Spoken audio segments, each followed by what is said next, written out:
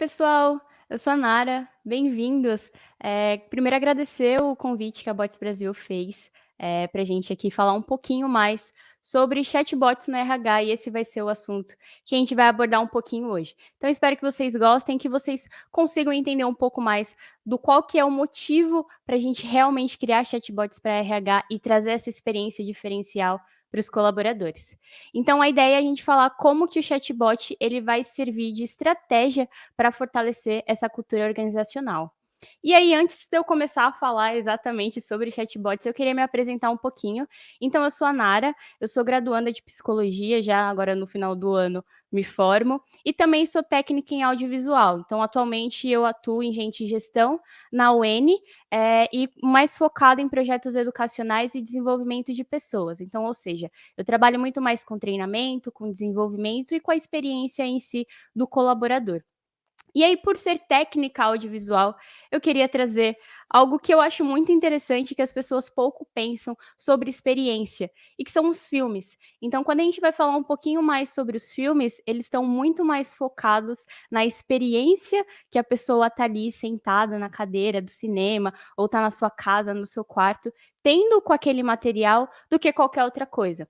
Óbvio, existe um roteiro todo qualificado por trás desse filme e que traz essa experiência diferente. Então, eu coloquei aqui 3 referências lindas, elucidadoras, para falar de Avatar, Star Wars e próprio Joker, que são filmes que têm ótimos roteiros, mas o que é importante mesmo é a experiência que as pessoas têm. Até porque esse filme pode ser ruim para alguém que está assistindo, e outros pode ser um dos filmes favoritos. Então, quando a gente vai pensar sobre os nossos filmes favoritos, eles sempre têm um pouco de experiência e até uma coisa de afeto. E é isso também que a gente vai falar hoje. O quanto que é importante que as pessoas tenham uma experiência diferenciada e criem afeto com aquilo que elas estão se relacionando.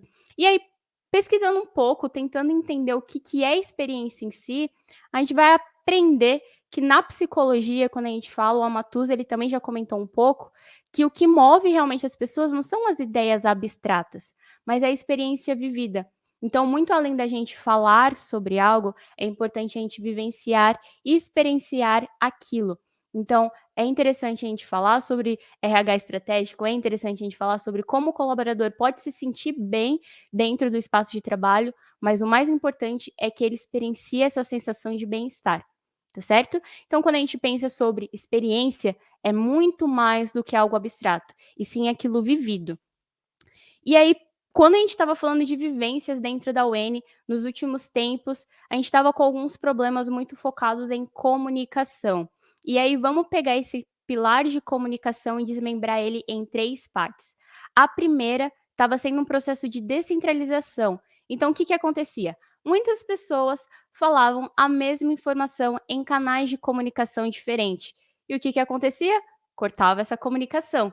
Então, às vezes, uma mesma informação ela era replicada 2, 3 vezes com outros cunhos, com outros objetivos. E isso estava complicando muito o nosso trabalho. Um outro ponto é que, por esse excesso de informações enviadas em diversos canais, as pessoas não estavam coletando aquilo que era mais importante. Então, muitas coisas que não eram importantes estavam sendo mais prioridade e o que era para ser prioridade estavam sendo deixadas de lado. Então, as pessoas também estavam perdendo o foco da comunicação.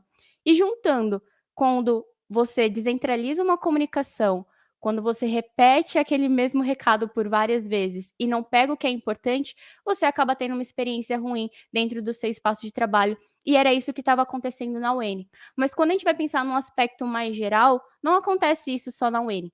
Então, o nosso diretor de vendas, o Ives Bastos, ele fez um TCC também focado na parte de gestão de trabalho remoto e como que os chatbots podem auxiliar nesse ponto. E ele fez uma pesquisa que ele falavam que 46% das pessoas que foram entrevistadas falaram que o desgaste na comunicação entre os colegas era um dos 3 piores aspectos que eles definiam como trabalho remoto, dentro do trabalho remoto. E além disso, esses 40% definiram ser a pior parte de todas. Então, vocês percebem que a comunicação não é só um problema específico na UEN, mas ele é um problema macro nas organizações. E essas mesmas pessoas que foram entrevistadas, 96% falaram da importância que é solucionar o problema da comunicação.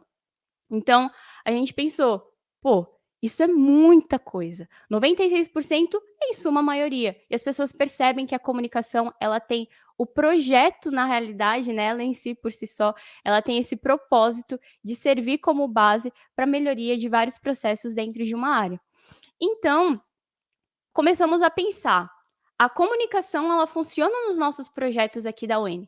Então o Pode Falar e o Big Sis do Girl Fact junto com a UEN são projetos que envolvem a comunicação, envolve problemas sociais, como o Pode Falar envolve em questão da saúde mental com adolescentes, e o Girl Fact com a Big Sis envolve educação sexual com meninas no Oriente Médio e na África, problemas muito fortes sociais, mas que pela comunicação e com o chatbot conseguiram se resolver. Então, como que a UEN estava realizando projetos tão incríveis, mas dentro dela própria estava tendo um problema de comunicação? E esse foi o nosso primeiro passo para tentar compreender como que a gente poderia resolver esse problema e trazer uma experiência cada vez melhor para os nossos colaboradores, a indagação. Então, a gente fez exatamente essa pergunta: se utilizando a tecnologia da plataforma UEN, as pessoas conseguiram melhorar a comunicação, proporcionando uma experiência incrível com os seus usuários, por que que a gente não estava conseguindo? E aí vem o segundo ponto, que é a solução para isso. A gente pensou em criar um símbolo de que a gente utilize a nossa próprio produto, a nossa própria tecnologia como forma de fortalecer nossos valores, nossa cultura e os nossos processos.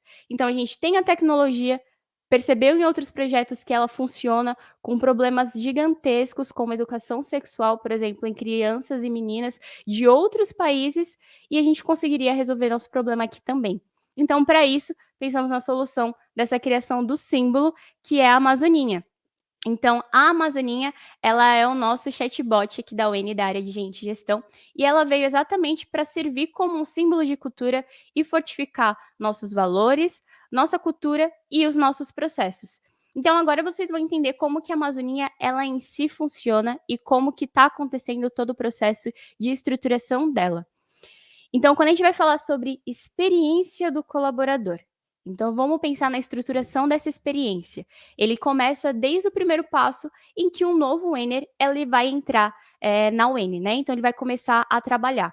Primeiro passo que ele vai ter, um dos primeiros boas-vindas, é da própria Amazoninha. Então o intuito é que ela seja a nossa porta-voz em muitos desses momentos e faça com que os colaboradores não tenham uma experiência com ela só para resolução de problemas, mas que eles se sintam acolhidos por ela, que eles se sintam realmente parte desse time e que ela também, e as pessoas vejam ela também como parte desse time. Então, logo no início, no primeiro dia, os nossos colaboradores recebem fluxos de boas-vindas, comemorando a sua entrada aqui na UEN, e além disso, a nossa pesquisa sociodemográfica, porque a Amazoninha, ela serve também como instrumento para a gente levantar informações para as nossas políticas de diversidade. Então, logo no início, a gente dá essas boas-vindas, faz esse acolhimento, e ela mesma já realiza essa pesquisa sociodemográfica. Além disso, outro tipo de estrutura que a gente realiza dentro da Amazoninha são os processos. Então, as pessoas conseguem solicitar notebook, mouse, fone de ouvido, cadeiras, qualquer tipo de equipamento que elas quiserem, até a solicitação de férias. Então, você consegue falar: "Ó, quero solicitar umas férias para mim, determinado dia". Ela diz tudo ok e faz todo esse processo internamente. Então, também processos de solicitação, ela consegue ser feita por ela.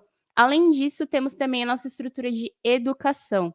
Nossa estrutura de educação ela é feita como uma educação de treinamentos, então em treinamentos que são muito mais bem planejados, vamos se dizer. Então tem a videoaula, tem os textos e tem as avaliações. Mas além disso, tem também a educação ergonômica, né, como vamos se dizer, que é a Amazoninha Educa, é um dos projetos que a gente criou a partir da nossa chatbot. Então são algumas atividades e documentações que falam para as pessoas cuidarem de si mesma durante o home office, lembram até as pessoas de beberem água. Então é realmente um processo mais de educação, tanto a nível de treinamento técnico, mas também para as pessoas se cuidarem no âmbito da ergonomia. E por último, caso a pessoa não consiga resolver seus problemas dentro dessa parte de estrutura de processos ou dentro da parte de educação, ela vai para atendimento humano. Então, lembra no início quando eu falei que as informações estavam descentralizadas? Então, agora com a Amazoninha, tudo isso acabou. Porque basicamente todo atendimento humano é realizado por ela. Então, tem algumas agentes disponíveis, que são as colaboradoras de gente e gestão, e elas ficam totalmente online para tirar as dúvidas. Então, caso uma pessoa peça algo 1, 2, 3 vezes e a Amazoninha não consiga entender, ela já é redirecionada automaticamente para o nosso atendimento humano e lá resolvemos esse problema.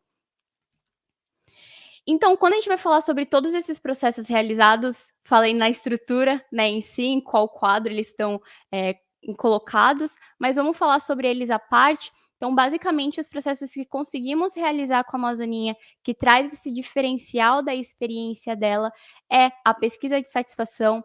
Então, para a gente ficar cada vez mais próximo e entender quais são os pontos que precisamos melhorar aqui dentro da UEN, realizamos a nossa pesquisa de satisfação trimestralmente e ela é feita exatamente pela Amazoninha. Então é uma pesquisa que demora 5 minutos, em vez das pessoas fazerem por um formulário, à parte, para fazer planilha, recebimento de e-mail, não. As pessoas fazem tudo isso no chatbot, que é logado com o nosso chat da empresa. Além disso, também temos a pesquisa sociodemográfica que eu falei anteriormente para vocês. Tem também a parte de tira dúvidas sobre os processos de departamento pessoal, então como eu posso bater o ponto, o que eu tenho abono, como que é o nosso plano de saúde, nosso plano odontológico. Então, a Amazoninha também tira essas dúvidas. Solicitação de férias e equipamentos também, como eu falei anteriormente. Envios de comunicados. Então, eram muitas informações enviadas em canais diferentes. Agora não acontece mais isso. A Amazoninha, ela envia quando vai acontecer uma reunião geral, em qual horário, dia, qual que é o link. Então, ela consegue centralizar todas essas informações e as pessoas esperam especificamente dela que ela chegue e envie o link para você participar de uma reunião sobre algo diferente que vai acontecer, algum momento específico na UEN. Além disso, ela também participa de happy hours. Então, como que eu falei, é muito importante que a Amazoninha ela seja um chatbot para além de uma resolução de problemas, mas que ela consiga trazer uma experiência totalmente diferente para o nosso colaborador, que ele entenda a potência que a tecnologia da UEN tem, mas principalmente ele se sinta parte disso. Então, uma vez ou outra, a Amazoninha está participando de happy hours.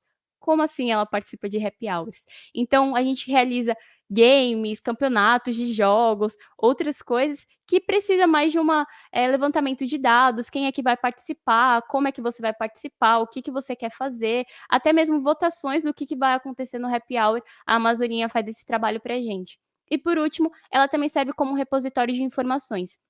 Então, nós temos as talks de diversidade e quando acontecem essas talks, temos um repositório que se chama Trigger e a partir dela as pessoas inserem quais são os próximos temas, quais são as próximas talks que querem ser debatidas nesse momento.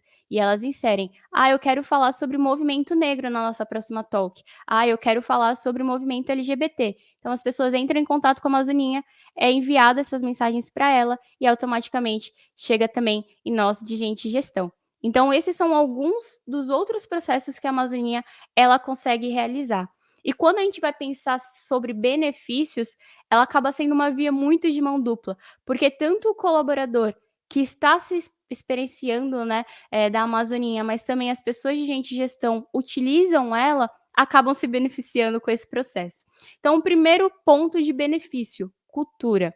Cada vez mais que utilizamos a nossa plataforma, a nossa tecnologia, as pessoas confiam cada vez mais e fazem esse libertamento do potencial humano. Então a gente consegue solidificar esses valores da nossa empresa. Eles conseguem solidificar e entender cada vez mais o porquê de cada um deles. Outro ponto importante é a automação. Então vocês perceberam que eu falei sobre pesquisa de satisfação, pesquisa sociodemográfica. Eu falei muito sobre processos que normalmente acontecem com alguns formulários, documentos soltos, mas isso acaba a partir desse momento com a gente. Então, coisas que eram feitas por e-mail ou conversas soltas em chats e privados, como acontecem, né, normalmente nas empresas, aqui com a Amazoninha ela não ocorre, porque ela tem esse processo de automação mesmo. Outro tópico muito interessante e que ele sanou quase todas as nossas dores foi a centralização. Então, quando eu falo apenas com um ponto de comunicação e eu recebo essas informações apenas desse único ponto, a gente centraliza todas essas informações. Então, também conseguimos entender quais são as maiores dúvidas dos colaboradores quando eles vão chamar a Amazoninha. Então, podemos perceber que as maiores dúvidas são, por exemplo, sobre abono. Então, podemos fazer ações focadas em abono a partir desses dados levantados pelo próprio chatbot. E por último, e não menos importante, é o bem-estar. Então, quando a gente consegue promover uma experiência diferenciada para o nosso colaborador, que tenha cuidado, que tenha preso nas informações e principalmente transparência, e as pessoas tenham noção do que está acontecendo, cada vez mais elas se sentem menos insatisfeitas com esse processo de comunicação e também menos ansiosas. Então, isso promove um bem-estar para as pessoas. E no final, é o intuito de tudo, que essa experiência seja positiva para cada nosso colaborador e que eles consigam cada vez mais conseguir performar, produzir e se sentir bem aqui dentro da ON. E aqui eu queria falar alguns dados um pouquinho sobre a Amazoninha, que ela tem 1 ano basicamente de existência, ela é bem novinha, mas dentro desse 1 ano ela já trocou mais de 117 mil mensagens com nossos colaboradores. Então imaginem só, dentro desse 1 ano a gente está no espectro de, em média, 90 colaboradores, e foram trocados mais de 117 mil mensagens. Então só demonstra o quanto que foi abraçado esse projeto do chatbot mesmo para RH e o quanto que foi eficaz para a ON, que funcionou muito bem para a comunicação e para a compreensão de outros processos.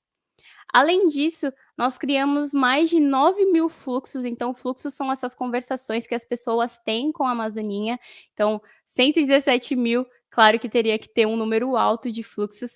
Além disso, a Amazoninha também tem inteligência artificial. Então, quando as pessoas vão tirar algumas dúvidas sobre férias, sobre pontos, sobre outras coisas, isso também é baseado na nossa inteligência artificial e tem mais de 6 mil frases cadastradas no nosso banco da inteligência e a força dela é 88%.